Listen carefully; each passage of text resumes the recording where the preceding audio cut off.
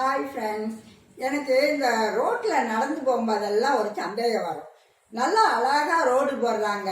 உடனே நீங்கள் சொல்லுவீங்க, அடுத்த நாளே டெலிஃபோன் இலாக்காவில் வந்து தோணுனாங்க, இந்த தண்ணிக்குள்ளே போகிறதுக்கு தோணுனாங்கன்னா அதை சொல்ல வரல.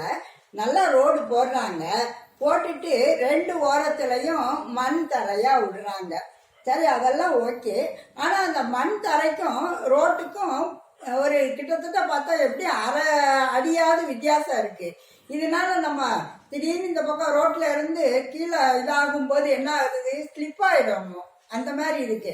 இப்ப வயசு கூட கூட தான் எனக்கு அதோடைய கஷ்டங்கள் புரிய ஆரம்பிச்சிருச்சு. சின்ன வயசுல இருக்கும்போது கூட தெரியல, அவங்க ரோடு போடுறது அவளுக்கு தான் கொடுத்துருக்காங்க அலோவ்மெண்ட், அதனால போடுறாங்க அப்படின்னு நினைச்சேன் தார் ரோட்ல எல்லாம்.